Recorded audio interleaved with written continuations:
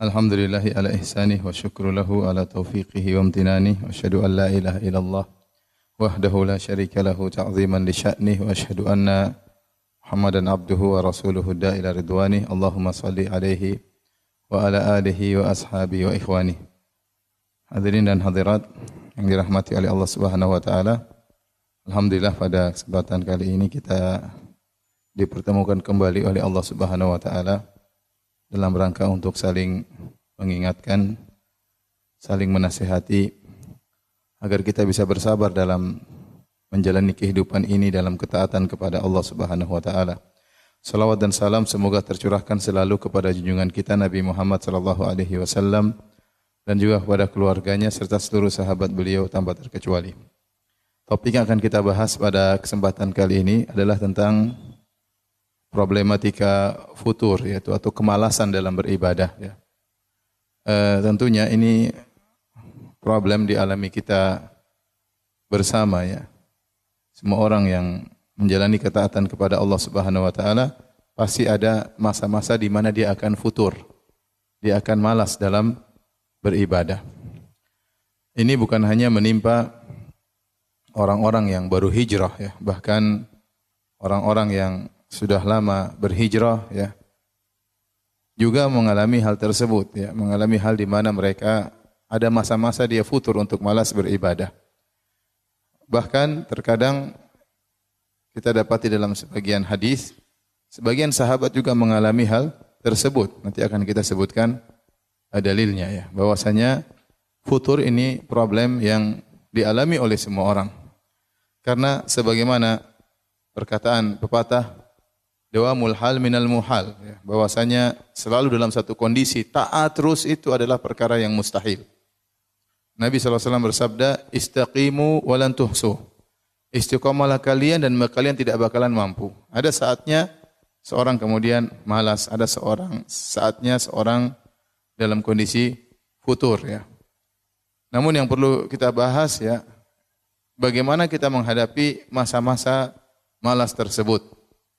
Dan apa sih sebabnya kenapa kita sering mengalami masa tersebut? Ada sebagian orang dia kadang-kadang malas, tapi kadang tidak sering-sering. Sebaliknya ada sebagian orang malasnya yang sering, rajinnya yang kadang-kadang. Ya. Yang kita ingin adalah rajinnya sering, malas kadang-kadang itu suatu yang wajar. Nah, bagaimana, apa sebabnya, dan bagaimana kita menghadapi hal tersebut, ya, agar kita selamat di dunia maupun di akhirat. Ibu yang dirahmati oleh Subhanahu wa taala, ya.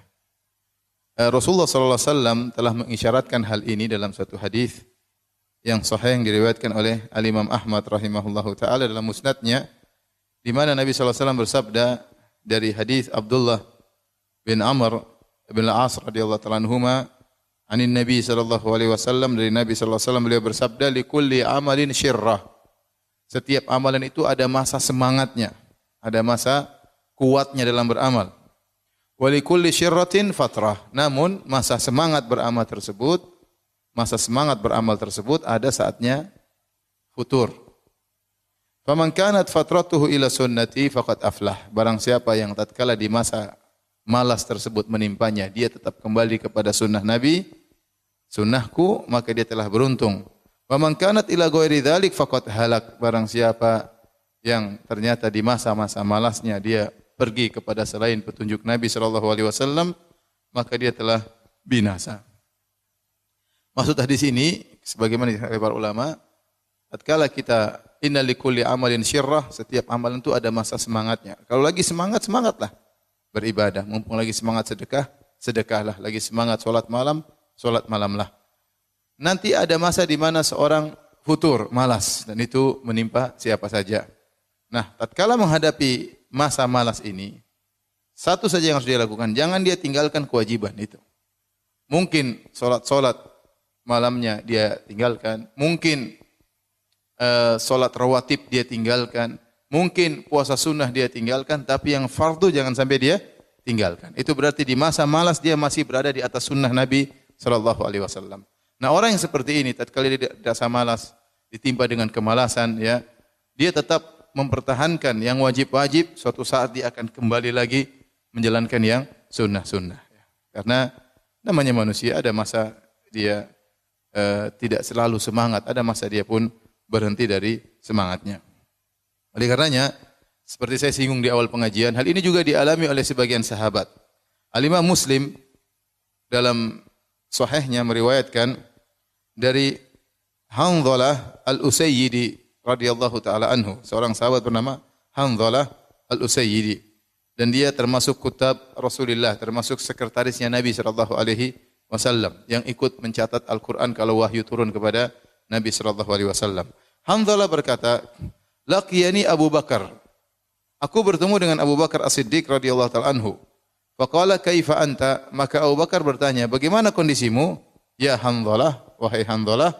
Qala, aku berkata, "Nafaqa Hanzalah." Hanzalah telah melakukan kemunafikan. Abu Bakar berkata, "Subhanallah, ma taqul? Apa yang kau katakan? Kenapa kau berkata kau terjerumus dalam kemunafikan?"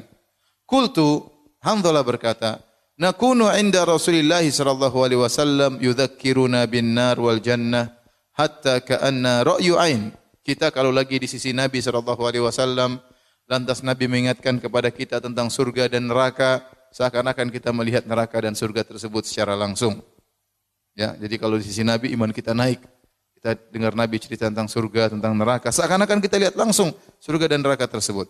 Fa idza kharajna min inda Rasulillah. Tetapi kalau kita pulang meninggalkan Nabi sallallahu alaihi wasallam, afasna al-azwaj wal aulad wad dhayi'at, lantas di rumah kita interaksi dengan istri, dengan anak, dengan pekerjaan, ya.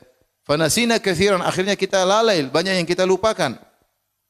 Sehingga Hanzalah tatkala tidak di sisi Nabi merasa imannya lemah, tatkala di sisi Nabi sallallahu alaihi wasallam mendengarkan pengajian-pengajian maka dia merasa imannya tinggi. Itulah yang dia katakan, nafaqa Hanzalah. Sungguhnya saya telah melakukan apa? Kemunafikan. Nanti dia merasa imannya kurang, itu adalah kemunafikan. Maka apa kata Abu Bakar? Fa wallahi inna lanalqa mithla hadza. Saya juga mengalami demikian seperti engkau alami. Fantalaqtu ana wa Abu Bakar. Maka aku Hanzalah bersama Abu Bakar, kami pun pergi hatta dakhalna ala Rasulillah sallallahu alaihi wasallam, sampai kami bertemu dengan Rasulullah sallallahu alaihi wasallam. Qultu nafaqa Hanzalah ya Rasulullah. Aku berkata, wahai Rasulullah, sungguhnya Hanzalah telah melakukan kemunafikan. Maka Rasulullah SAW berkata, wa ma dzaka? Apa itu yang kau lakukan wahai Hanzalah? Maka Hanzalah berkata, ya Rasulullah, nakunu indaka tudzakkiruna bin nari wal jannah hatta ka'anna ra'yu ain. Kalau kami lagi berada di sisimu, di sisi Anda wahai Rasulullah, engkau ingatkan kami tentang surga dan neraka, seakan-akan kami melihat surga dan neraka. Fa idza kharajna min indik, tapi kalau kami sudah berpisah dari engkau, afasnal azwaj, kami berinteraksi dengan istri, wal aulad, dengan anak-anak, wal dhayi'at, dengan pekerjaan, dengan kegiatan duniawi, nasina katsiran, maka banyak yang kami lupakan. Faqala Rasulullah SAW bersabda, walladzi nafsi biyadihi in law tadumuna ala ma takununa indi wa fi dzikri la safahatkumul malaikatu ala furushikum wa fi turuqikum. Kata Nabi, demi zat yang jiwaku berada di tangannya, seandainya kalian selalu berada di sisiku, selalu kalian mengingat surga dan neraka seperti melihat surga dan neraka, dan selalu mengingat Allah Subhanahu wa taala, tentu malaikat akan datang dan berjabat tangan dengan kalian, bahkan di tempat tidur kalian, bahkan di jalan-jalan kalian. Akan tetapi walakin ya Hanzalah sa'atan wa sa'atan, akan tetapi sesaat dan sesaat, sesaat dan sesaat, sesaat dan sesaat. Rasulullah ulang sampai 3 kali. Kata para ulama maksudnya ada saatnya kau semangat beribadah, ada saatnya kau rileks, ya, untuk semangat berikutnya. Jadi hadis ini menjelaskan bahwasanya namanya futur, ya, itu dialami oleh siapa saja, bahkan dialami oleh para sahabat. Tetapi menjadi masalah bagaimana menghadapi futur tersebut, masa futur tersebut. Ya, Rasulullah mengatakan sa'ah, ada saatnya kita semangat, ada saatnya kita rileks, ya. Jalan sama keluarga, jalan sama anak-anak, ada saatnya kita ngumpul sama kawan-kawan, bercanda, bergurau. Tapi bukan itu seterusnya. Kita rileks sebentar untuk semangat lagi. Itu maksudnya kata Nabi sallallahu alaihi wasallam. Tapi ini mau saya ingin menyampaikan bahwasanya kita semua mengalami problematika tersebut. Bahwasanya terkadang kita mengalami kemalasan. Namun kalau futur sudah menyerang dan berkepanjangan, ini yang jadi masalah besar. Menjadi masalah besar.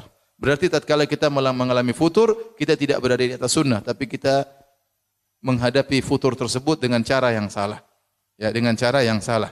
Di antara tanda-tanda kita menghadapi futur dengan cara yang salah, misalnya hati kita menjadi keras, ya, hati kita menjadi keras. Sehingga kita sulit, ya, terenyuh, sulit meneteskan air mata tatkala kita membaca Al-Qur'an atau tatkala mendengar lantunan bacaan Al-Qur'an. Itu pertanda bahwasanya hati kita bermasalah, hati kita bermasalah. Sebagaimana kata Utsman radhiyallahu taala anhu, ya, kalau seandainya kalian, ya, lau tahurat qulubukum, kalau hati kalian bersih, ma syabi'tum min kalami rabbikum, tentu kalian tidak akan merasa puas dengan membaca firman-firman Allah Subhanahu wa taala. Namun kita sendiri merasakan, kita baru baca satu halaman, dua halaman kita sudah malas, ya. Bahkan kita merasakan baca dengan penuh keberatan. Dengan rasa berat kita membaca ayat-ayat tersebut. Padahal itu adalah, ya, asupan buat hati. Itu adalah, ya, untuk membuat hati kita menjadi tenteram. Namun kenyataannya hati kita keras, di antara buktinya kita sulit untuk menangis tatkala kita membaca ayat-ayat Allah Subhanahu wa taala. Kemudian di antara tanda bahwasanya kita menghadapi futur dengan cara yang salah, merasa berat melaksanakan ibadah secara umum. Mau sholat duha rasanya malas banget, ya. Mau sholat malam apalagi, ya. Padahal kita sudah berusaha meletakkan alarm di mana-mana, tapi semuanya kita matikan dan kita tidur kembali. Alhamdulillah, ya. Sehingga kita tidak sholat malam. Terasa berat sekali untuk bangun, untuk wudu, kemudian kita sholat malam terasa berat. Itu berarti kita mengalami futur dan kita menghadapi futur tersebut dengan cara yang salah, ya. Sehingga kita malas beribadah. Ini macam-macam, mau puasa sunnah malas, mau sholat duha malas, sholat malam malas, mau sedekah ragu-ragu, ya. Kemudian di antara bentuk kita mengalami futur dan kita menghadapi futur dengan cara yang salah, kemalasan tersebut, misalnya kita selalu taswif, nanti deh, nanti, ya. Itu namanya taswif dalam istilah Arab. Sedikit-sedikit mau ini, nanti deh. Mau baca Quran, nanti malam deh. Malam tidur, ya. Mau malam baca Quran, besok pagi, ya. Seperti itu, kita nanti, mau bersedekah, nanti deh. Selalu kita menunda-nunda amal soleh, dan itu menunjukkan hati kita bermasalah. Hati kita bermasalah. Oleh karenanya ibu yang dirahmati Allah Subhanahu wa taala, pada kesempatan kali ini kita akan lebih memperdalam tentang kenapa kita futur, ya, dan bagaimana cara kita menghadapi futur tersebut. Sebelumnya ada beberapa pengetahuan atau kaidah yang perlu kita ketahui, ya. Yang di antara hal-hal yang membuat kita memang harus mengalami futur mau tidak mau. Yang pertama, manusia, ya, pasti terjerumus dalam maksiat. Cuma bedanya apakah dia banyak bermaksiat atau sedikit bermaksiat. Tetapi pasti terjerumus dalam maksiat, itu suatu kepastian. Makanya Nabi sallallahu alaihi wasallam mengatakan, ya, kullu bani Adam khata' wa khairul khata'ina at-tawwabun. Seluruh namanya anak Adam pasti melakukan kesalahan, pasti. Dan sebaik-baik orang yang bersalah adalah yang bertaubat. Tadi saya sudah singgung juga hadisnya, istaqimu walan tuhsuh, istiqomalah kalian tidak bakalan mampu. Siapapun orangnya, kecuali para nabi, Tapi selain para anbiya, ya, seperti kita modelnya, bagaimanapun kita berusaha untuk beriman, bertakwa, pasti kita kepleset suatu saat. Tinggal kita banyak kepleset atau tidak. Kalau kita sesekali kepleset, segera bertobat, maka itu orang baik. Tapi kalau terlalu banyak terpleset, maka berarti enggak beres, ya. Tetapi ingat bahwasanya manusia pasti dia melakukan kesalahan. Ini yang pertama. Yang kedua, kita harus sadar bahwasanya hati ini sangat mudah berubah. Hati ini sangat mudah berubah. Makanya dikatakan summiyal qalbu qalban litaqallubihi. Dikatakan hati dengan hati karena dalam bahasa Arab hati adalah qalb itu berubah-ubah, mudah berubah, ya. Terkadang begini, terkadang, dan kita merasakan hal tersebut. Betapa sering hati kita berubah, terkadang kita ikhlas, terkadang kita riya, terkadang kita sabar, terkadang kita enggak sabar, terkadang kita husnudzon, terkadang kita suudzon, terkadang kita memaafkan, terkadang kita dendam. Betapa mudah hati ini berubah. Terkadang bahkan di pagi hari kita ikhlas, sore harinya kita sudah riya. Terkadang di pagi hari kita maafkan, sorenya kita sudah dendam. Ya. Seperti itu ya. Jadi hati ini sangat mudah berubah-ubah. Oleh karenanya dalam satu hadis Rasulullah SAW bersabda, "La qalbu ibni Adam asra'u taqalluban minal qidir idza ijtama'at ghulyanan." Bahwasanya hati seorang anak Adam itu lebih cepat berubah daripada panci kalau sudah mendidih kan airnya bergejolak ya. Airnya mendidih sehingga bergejolak air tersebut, maka hati manusia lebih cepat berubah. Tatkala kita tahu hati mudah berubah, maka rawan untuk futur. Rawan untuk futur. Hari ini semangat, besok sudah malas. Minggu ini semangat, minggu depan sudah malas. 1 minggu semangat, 1 tahun malas, bahaya. Jadi ini isyarat bahwasanya demikianlah sifat atau tabiat daripada hati manusia sering berubah-ubah. Maka seorang jangan merasa pede dengan kondisi hatinya sekarang ini. Kenapa? Karena hatinya rawan untuk berubah pada kondisi yang lain. Ya, sangat rawan. Maka dia harus benar-benar memperhatikan hatinya. Kemudian di antara kaidah yang agung dalam kaidah Ahlussunnah wal Jamaah, bahwasanya al-iman yazid wa yanqus. Iman itu naik dan turun. Tidak ada namanya manusia imannya stabil terus. Tidak ada, kecuali mungkin malaikat, ya, kecuali mungkin para nabi. Adapun manusia seperti kita yang biasa, maka iman terkadang naik, terkadang turun. Naik kata para ulama yazid bi ta'ah. Iman itu naik dengan ketaatan, wa yanqus bil ma'siyah, dan iman itu turun dengan apa? Kemaksiatan. Nah, kalau orang terjerumus dalam banyak kemaksiatan, imannya menurun. Dan kalau dia sudah imannya menurun, pasti dia akan ditimpa dengan futur yang luar biasa.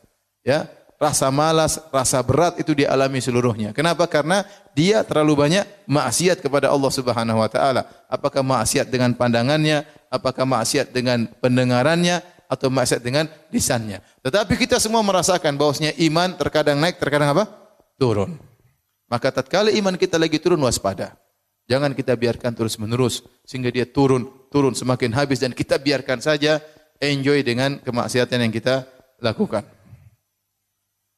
Baik, inilah hal-hal, poin-poin yang harus kita ketahui, ya, sehingga kita tahu kondisi kita ini untuk futur sangat mudah, ya, untuk futur sangat mudah. Maka kita senantiasa waspada, ya, dalam menghadapi tatkala kita sedang futur. Baik, bagaimana cara kita untuk mengurangi futur, atau tatkala kita mengalami futur, apa yang harus kita lakukan? Ada beberapa hal yang mungkin harus kita perhatikan agar kita tidak cepat futur, dan kalau kita futur kita segera memperbaiki diri kita, ya. Yang pertama, ibu yang dirahmati Allah Subhanahu wa taala, yang pertama, beramal soleh sesuai dengan kemampuan, ya. Sesuai dengan kemampuan.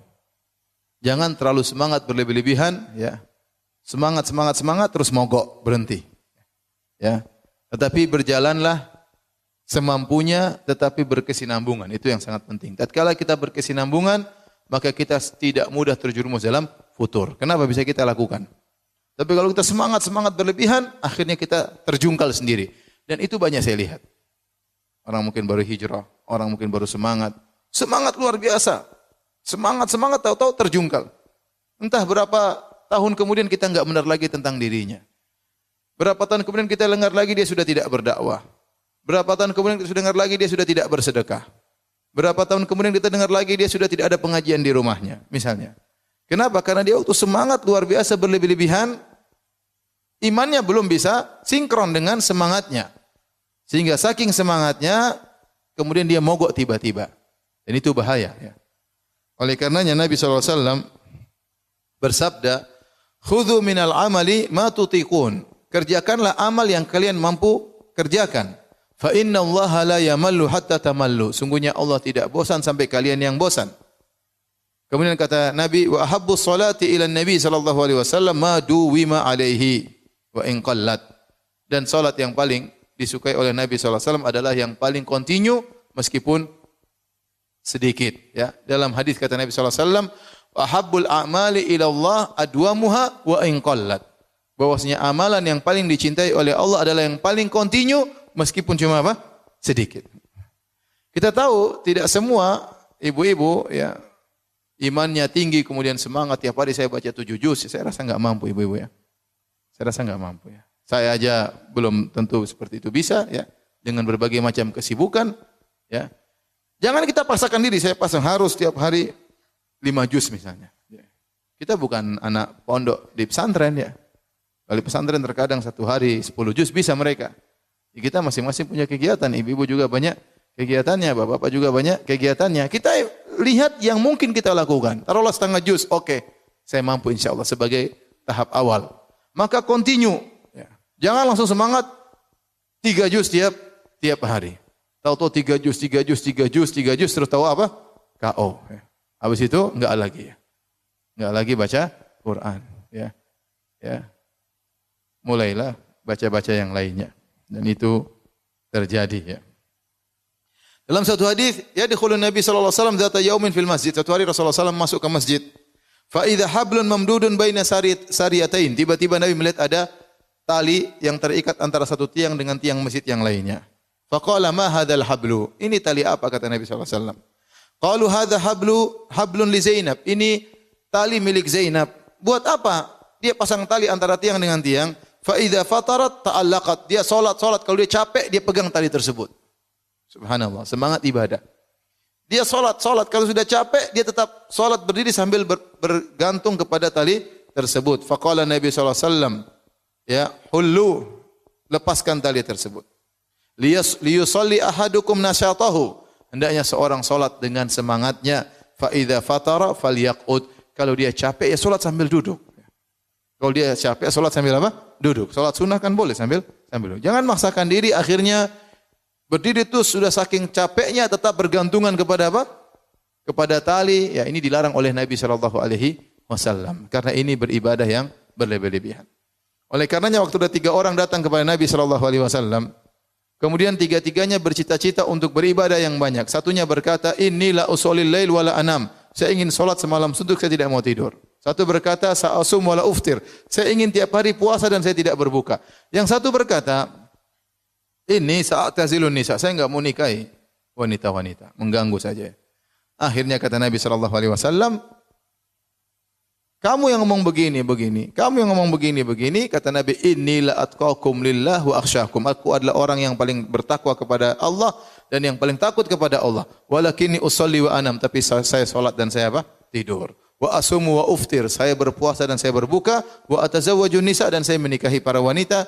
Faman raghiba an sunnati falaysa minni. Barang saya benci dengan sunnahku bukan dari golonganku. Jadi Nabi memberikan contoh ibadah sesuai dengan kemampuan masing-masing. Kita mungkin tatkala baca sejarah sahabat ibadahnya luar biasa, ya, itu dia imannya sudah tinggi. Kita jangan langsung tiba-tiba pengin niru dia. Kita enggak mampu. Ya. Kita pelan-pelan, semuanya perlu tahapan. Semuanya perlu tahapan. Tahu-tahu baca, ada sahabat sholat 1 rakaat 30 juz. Saya pengin coba. Enggak bisa. Enggak bisa. Iman masih sangat pas-pasan ya. Kemudian pengin 1 rakaat 30 juz tidak mampu. Jadi maksud saya Islam itu logis dan Islam itu ada porsinya masing-masing. Ya makanya hadis yang masyhur tentang kisah Salman Al-Farisi waktu bertemu dengan Abu Darda. Salman mendatangi Abu Darda, ternyata Abu Darda tidak ada di rumah dan ada istrinya. Istrinya penampilannya tidak rapi, maka Salman bertanya, "Mana suamimu?" Kata istrinya, "Akhuka Abu Darda laisa lahu hajatun ila dunya." Sungguhnya Abu Darda, saudaramu tersebut tidak butuh dengan dunia. Artinya kawanmu itu tidak perhatian sama saya istrinya. Akhirnya Salman menanti kedatangan Abu Darda. Ternyata Abu Darda sedang puasa. Kemudian Abu Darda hidangkan makanan kepada Salman. Kata Abu Darda, "Makan wahai Salman." Kata Salman radhiyallahu anhu, "Enggak. Saya tidak makan sampai kau makan juga." Kata Abu Darda, "Saya puasa." Kata Salman, "Buka puasamu baru kita makan bareng." Akhirnya mereka makan bareng. Kemudian di malam hari baru sepertiga malam pertama Abu Darda semangat ibadah, pingin salat malam. Kata Salman, "Belum, tidur dulu." Mungkin jam 10 atau jam 12 bangun lagi pingin salat. Kata Salman, "Belum, tidur dulu." Tatkala sudah sepertiga malam yang terakhir, maka Abu Darda dibangunkan oleh Salman untuk salat malam. Setelah itu Salman nasihati Abu Darda. Dia berkata, "Inna li rabbika 'alaika haqqan." Wahai Abu Darda, sungguhnya Tuhanmu punya hak. Wa li jasadika 'alaika haqqan, bahwasanya badanmu juga punya hak untuk istirahat. Wa li zawrika 'alaika haqqan, tamumu juga punya hak untuk kau jamu. Wa li ahlika 'alaika haqqan, istrimu juga punya hak untuk kau mesrai. Ya, fa'ati kulli dzi haqqin haqqah, berikanlah masing-masing apa? Porsinya. Berikanlah masing-masing haknya. Maka kemudian Abu Darda lapor kepada Nabi sallallahu alaihi wasallam, "Ya Rasulullah, Salman bilang saya begini-begini." Kata Nabi sallallahu alaihi wasallam, "Shadaqa Salman, Salman benar." Ini dalil bahwasanya kita tatkala beribadah, ya, lihat porsinya dan kita berusaha untuk berkesinambungan, berusaha untuk continue. Kalau terlalu berat kita tidak bakalan mampu, ya. Maka kita kasih porsi yang kira-kira sesuai dengan kemampuan kita, meskipun sedikit-sedikit. Ya, dalam hal apapun, dalam salat malam, dalam baca Quran, dalam sedekah, jangan langsung saya pingin tiap hari salat duha 8 rakaat. Ya, baru seminggu, oke. Mulai minggu kedua, waduh, capek. Akhirnya 1 rakaat pun tidak. Kenapa? Tidak kuat. Ya. Satu lagi, saya pingin bersedekah tiap hari 5 juta. Taib 5 juta tiap hari. Ya. Baru 3 hari sudah berhenti. Hari berikutnya enggak kuat. Ya. Kenapa? Karena Nabi tidak menyuruh kita demikian. Nabi suruh, alaikum minal amali ma tutiqun. Lakukanlah amalan yang kalian mampu. Ya. Nanti kalau kamu sudah terbiasa, sudah terlatih, sudah sinkron antara amal dengan imanmu, maka naikkan. Naikkan kuantitasnya, naikkan kualitasnya, tidak jadi masalah. Maka kita tidak heran melihat bagaimana para salaf dahulu ibadah mereka luar biasa. Lihatlah Abbad bin Bishr radhiyallahu taala anhu waktu dia salat, tahu-tahu kena anak panah di kakinya. Kemudian keluar darah, dia tetap salat, melanjutkan salatnya. Kena anak panah kedua, dia tetap salat. Kena anak panah ketiga, dia tetap salat. Maka ditanya, kenapa kau tidak berhenti dari salatmu? Saya sedang baca surat Al-Kahfi. Saya tidak ingin berhenti di tengah jalan. Ya, itu lain ya. Tidak sama seperti kita, baru ada semut kita sudah gelisah. Repot ya. Jadi maksud saya seorang berusaha mencapai derajat yang tinggi tapi perlahan. Nah, kalau dia tidak melalui tahapan, sering futur. Sering futur. Baru hijrah, langsung bikin pengajian tiap hari di rumahnya. Ya. Haram. Aduh, haram. Haram semua, Buyan. Enggak usah pengajian. Ini pengajian bikin saya tidak bisa hidup begini caranya. Ya. Kesini enggak boleh, kesana enggak boleh. Jalan-jalan enggak boleh, beli ini enggak boleh, anu enggak boleh. Udah buyar pengajian. Ya pelan-pelan ya, ukhti, pelan-pelan. Pelan-pelan. Iman kita enggak kuat, pelan-pelan. Rasulullah suruh apa? Bertahap. Karena kalau kita langsung semangat, terus-terusan, saya bukan ngajarin ibu malas-malas, ya enggak ya. Bukan berarti Ustaz bilang boleh malas-malasan. Bukan malas-malasan, enggak. Tapi pelan-pelan, bertahap. Jangan langsung kenceng, voltase tinggi, akhirnya meledak. Enggak kuat. Ya. Maka ini diantara hal yang membantu kita untuk bisa bertahan tidak futur, kita kerjakan ibadah sesuai dengan kemampuan. Kalau ada orang lihat satu ibu yang satu, Masya Allah, tiap hari bacuran gak berhenti, ya sudah. Kita jangan dengki, kita bilang Masya Allah. Saya belum bisa seperti dia. Saya pingin seperti dia, saya nggak mampu. Pelan-pelan lah. Ya sudah. Jangan langsung kita pingin seperti dia, semangat, akhirnya kita terputus, futur, gak kuat. Taib. Oleh karenanya Nabi SAW pernah bersabda, halakal mutanatti'un. Celaka orang-orang yang berlebih-lebihan. Celaka orang-orang yang berlebih-lebihan. Tidak mampu, kemudian dia maksakan dirinya. Tapi di antara hal yang membantu kita untuk bisa, ya, tatkala sedang mengalami futur kita bisa segera atasi, yaitu at-ta'ahud bil iman. Kita senantiasa memperhatikan kondisi iman kita, ya, iman kita. Ada perkataan indah dari Abu Darda radhiyallahu anhu, seorang sahabat. Abu Darda dia berkata, "Min fiqhil abdi an yata'ahada imanahu wa ma naqasa minhu." Di antara fikih, yaitu ilmunya seseorang, dia memperhatikan kondisi imannya, wa ma naqasa minhu, kapan imannya turun dia ngerti.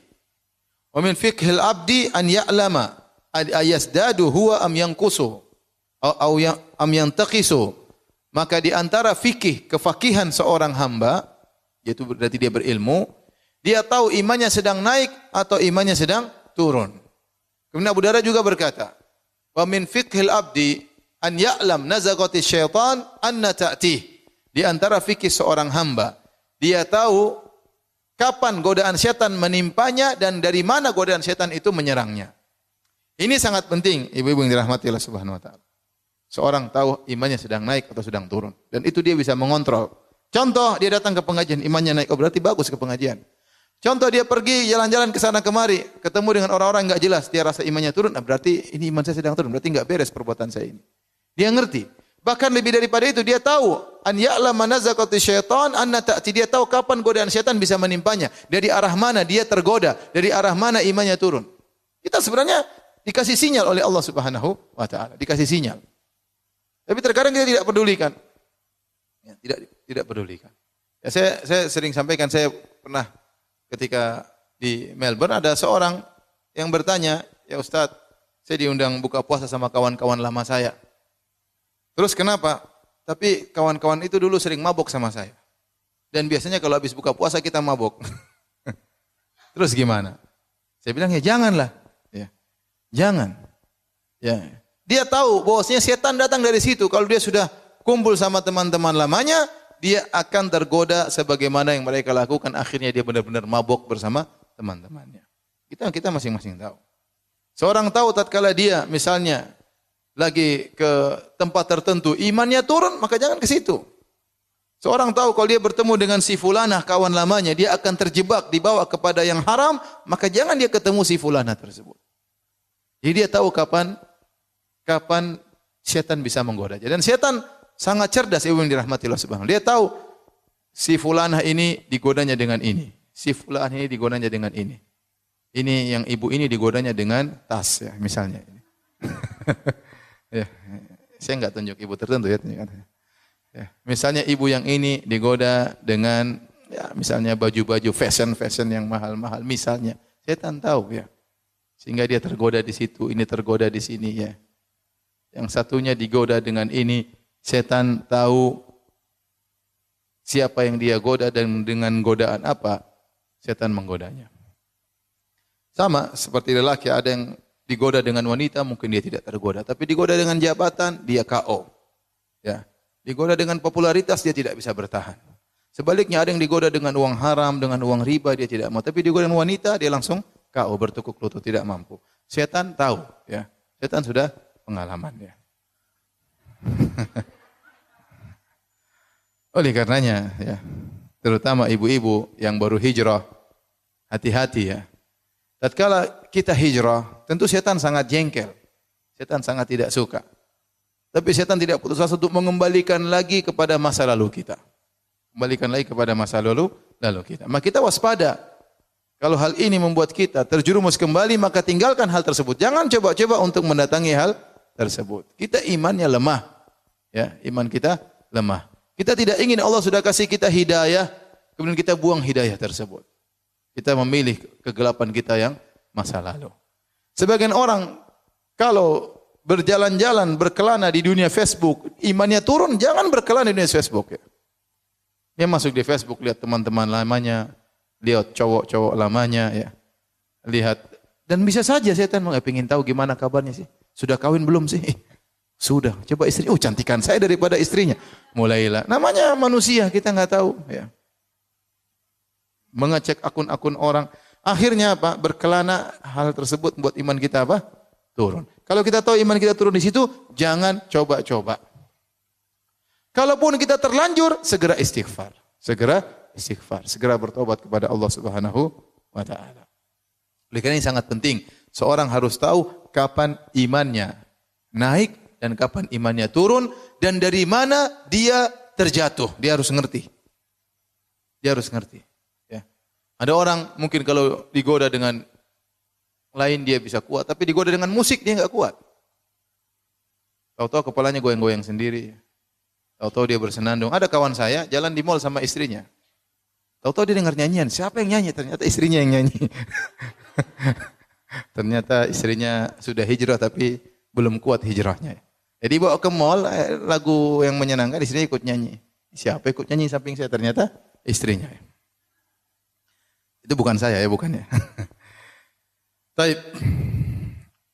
Di antara hal yang membantu kita untuk tidak sering terjerumus dalam futur, dan kalau terjerumus dalam futur kita segera kembali, adalah kita memilih teman yang benar. Memilih teman yang benar. Ini sering saya sampaikan berulang-ulang.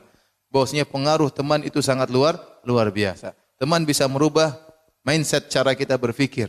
Teman bisa merubah pola hidup kita dalam menjalani kehidupan. Teman bisa merubah cara berbicara kita. yang tadinya mungkin seorang tawadhu bisa menjadi sombong, dan sebaliknya orang yang sombong bisa menjadi apa? Tawadhu. Karena melihat temannya. Dengan teman yang baik, seorang yang tadinya pelit bisa jadi dermawan. Dan teman yang buruk, tadinya dermawan bisa menjadi apa? Pelit. Maka teman ini sangat penting, hati-hati dalam memilih teman.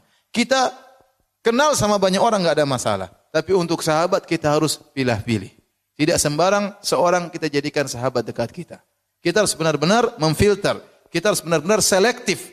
Ya, karena teman itu sangat mempengaruhi pola pikir kita.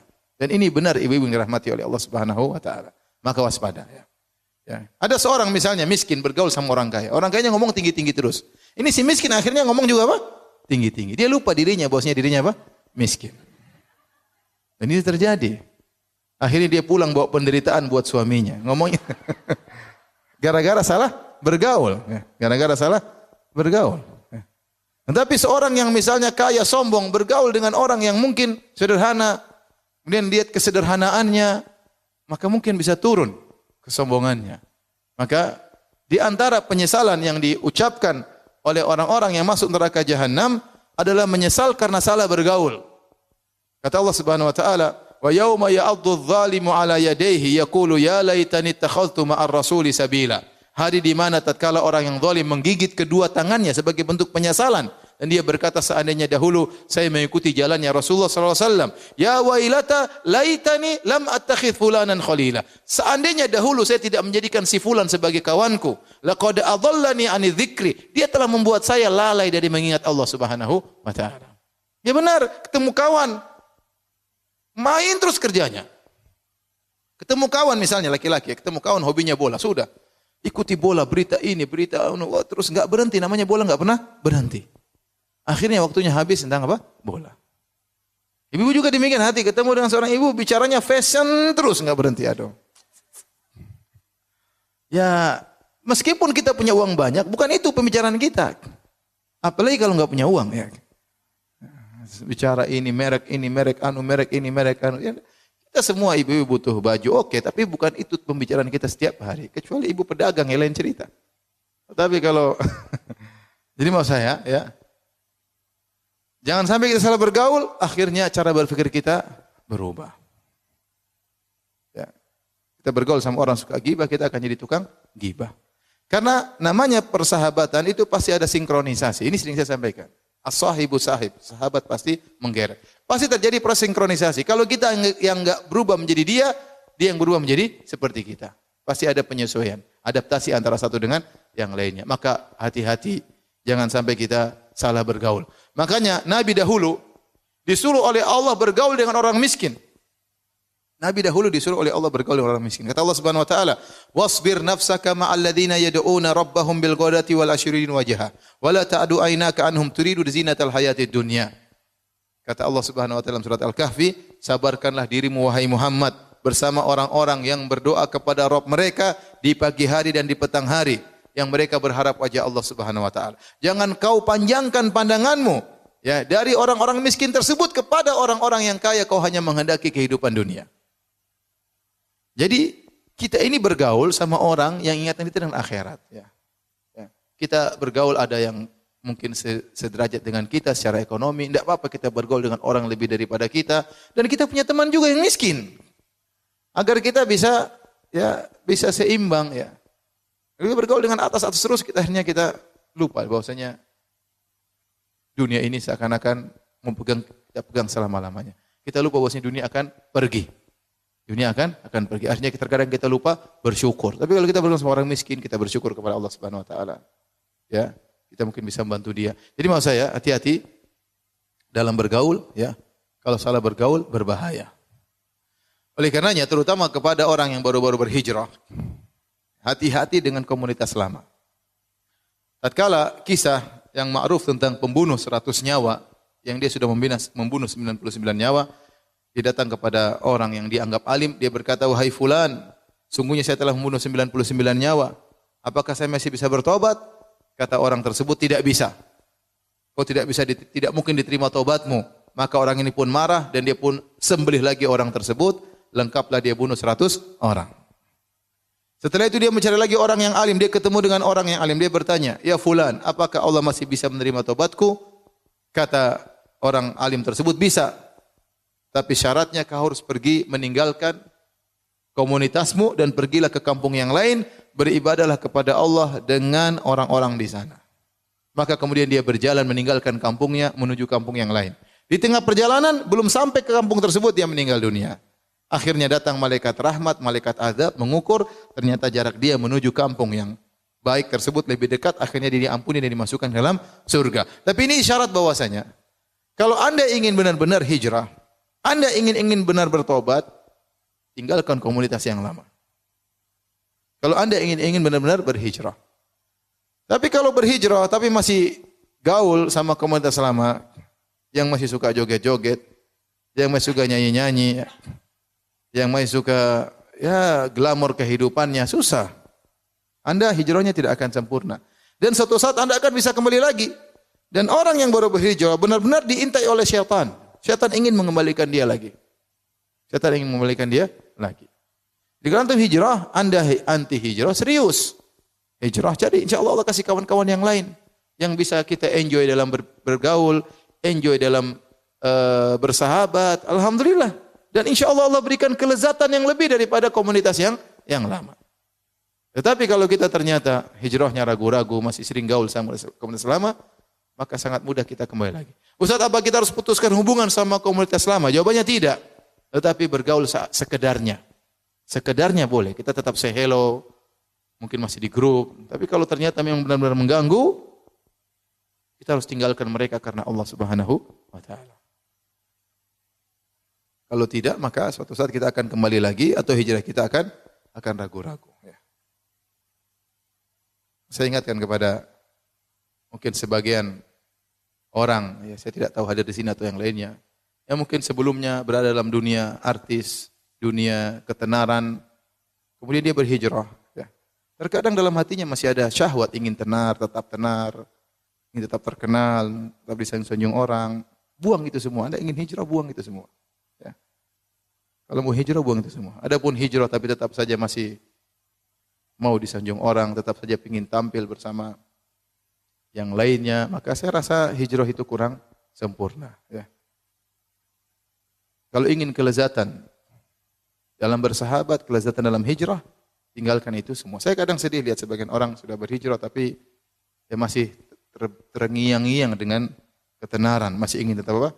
Tenar, masih ingin tetap tampil. Terkadang dia tampil dengan istrinya, terkadang masih pamerkan.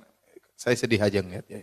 Oleh karenanya, hadirin hadirat Allah Subhanahu wa taala, seorang tatkala hijrah, ya, dia berusaha untuk hijrah dengan serius. Ya. Say hello tetap ada dengan kawan-kawan lamanya, tapi jangan kemudian intens dengan mereka, karena iman ini kita lemah, kita rawan kembali lagi. Kita rawan kembali lagi. Saya kapan ditelepon seorang ustaz, saya sudah lama meninggalkan musik. Tapi saya dengar ada yang bilang musik boleh ustaz. Gimana? Saya mau kembali lagi.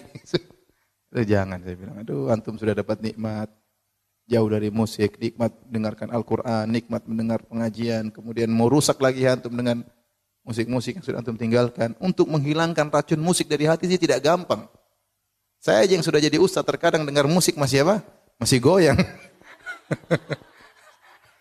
Saya mengganggu. Lagi yang baru apa? Baru hijrah. Ya. Ya, racun itu sulit, terkadang sudah kita buang, muncul lagi racun tersebut. Ya. Ya. Oleh karenanya hijrah yang serius. Ya. Agar kita terhindar dari yang namanya futur. Ya. Kemudian di antara hal yang membantu kita untuk tidak terjebak dengan futur, ataupun kalau kita sudah mengalami futur, kemalasan, segera kita bisa obati. Di antaranya jangan meremehkan dosa-dosa kecil. Jangan meremehkan dosa-dosa kecil. Ya. Seorang penyair berkata, "Khallidz dzunuba kabiraha wa saghiraha dzaka tuqa."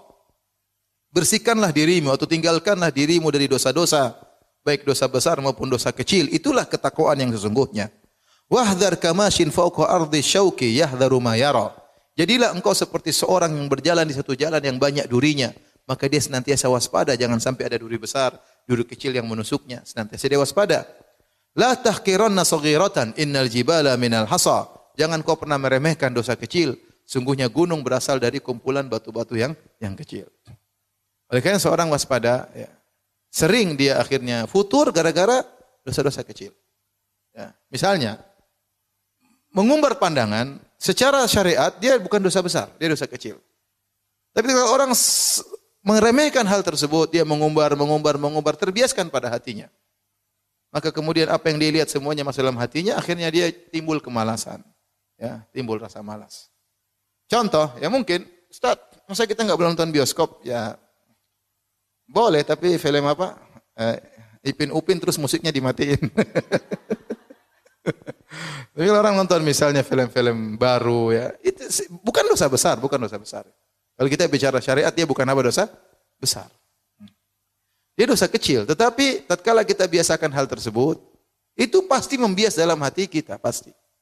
Kita melihat wanita yang cantik jelita di film tersebut, ya, yang mungkin lihat seorang wanita melihat lelaki yang tampan, kemudian macam-macam, akhirnya dia bandingkan dengan suaminya, sang suami bandingkan dengan istrinya, ya. Filmnya bagus sekali sayang, iya, karena artisnya cantik. Nah, begitu ya. Akhirnya istri bilang, ya Abi filmnya bagus ya karena aktornya tampan misalnya. Dan itu dosa kecil, tapi terbias dalam hati kita, akhirnya itu membuat kita malas. Makanya seorang salaf pernah berkata, saya terhalangi dari salat malam gara-gara dosa yang pernah saya kerjakan. Akhirnya kita malas banget salat malam. Kita malas banget untuk apa? Baca Quran. Kenapa? Karena hati kita sudah dimasuki oleh maksiat meskipun dosa-dosa kecil. Meskipun dosa-dosa kecil. Maka seorang berusaha, ya kalau dia tidak mampu meninggalkan secara total, paling tidak dikurangi sedikit demi sedikit. Kalau dia belum bisa menghindari, tetap istighfar kepada Allah Subhanahu wa taala. Astagfirullah. Saya katakan demikian karena saya sendiri pernah mengalami terus berat sekali. Saya dulu main musik, kemudian saya tinggalkan musik, enggak gampang ya. Bertahap, ya. Tidak bisa langsung meninggalkan musik karena sudah terlanjur merasuk dalam hati saya, ya. Susah. Tapi saya berusaha meninggalkan sampai saya meninggalkan secara total. Betapa sering setan menggoda saya. Saya sudah tinggalkan, tahu-tahu dalam mimpi saya main gitar. Benar, demi Allah, berapa kali saya mimpi seperti itu. Saya sudah lupa lagu tersebut, dalam mimpi setan mengingatkan lagu tersebut. Saya bangun, ya Allah, lagunya masih saya hafal. Coba, setan. Itu memang benar. Saya ngalami sini, saya tidak bilang tinggalkan total, tidak mudah. Saya bicara yang realistis saja. Mungkin di antara anti yang punya hobi tertentu, ya sudahlah, pelan-pelan lah. Ya, kalau bisa tinggalkan total, alhamdulillah. Kalau enggak bisa, harus ada niat untuk meninggalkan hal tersebut. Kalau enggak, kita akan mengalami futur, kemalasan yang bertambah-tambah, tidak hilang dari diri kita. Kenapa? Karena kita bergelimang dengan dosa-dosa meskipun dosa-dosa kecil. Saya tidak bicara dosa besar seperti zina, minum khamr, enggak. Ya. Dosa-dosa kecil juga punya pengaruh terhadap kerajinan kita atau kemalasan kita dalam beribadah. Dan itu sudah pasti, tidak mungkin tidak. Sudah pasti dan tidak mungkin tidak. Ya. Ini ya di antara hal yang mungkin membantu kita untuk terhindar dari futur adalah kita berusaha menarik diri kita dari dosa-dosa kecil. Kalau kita terjerumus, segera istighfar. Astagfirullah. Astagfirullah. Allah Maha Mengampun. Tuhan kita itu Maha Baik. Betapa sering kita terjerumus dalam maksiat. Kita minta ampun, Allah terima taubat kita. Kemudian yang berikutnya, jangan buang-buang waktu. Ibu-ibu yang dirahmati Allah Subhanahu wa taala, ya, waktu ini kita usahakan kita manfaatkan. Dan Rasulullah sudah ingatkan, nikmatani maghbunun fihima katsirun minan nas. Ya, dua kenikmatan yang banyak orang terpedaya dalamnya adalah sehat wal faragh. Adalah sehat dan waktu luang. Kita mumpung masih sehat, kita manfaatkan waktu kita. Dan maksud saya manfaatkan waktu bukan berarti hanya sholat, zikir, enggak. Maksud saya waktu kita jangan terbuang-buang. Entah kita sedang bermesraan sama suami, entah kita sedang sama anak-anak, entah kita sedang sama orang tua ngobrol, entah kita ketemu sama kawan-kawan kita, ukhti-ukhti yang lain dalam rangka mendekatkan tali ukhuwah. Intinya tidak ada waktu yang terbuang-buang. Intinya tidak ada, semua waktu bermanfaat. Entah kita lagi duduk baca Quran, entah kita lagi bikin suatu makanan buat suami, Entah kita lagi duduk ngobrol sama pembantu misalnya, kita arahkan begini dan begini, entah kita menyenangkan tetangga kita. Pokoknya waktu kita jangan ada yang terbuang. Itu di antara hal yang buat kita tidak futur.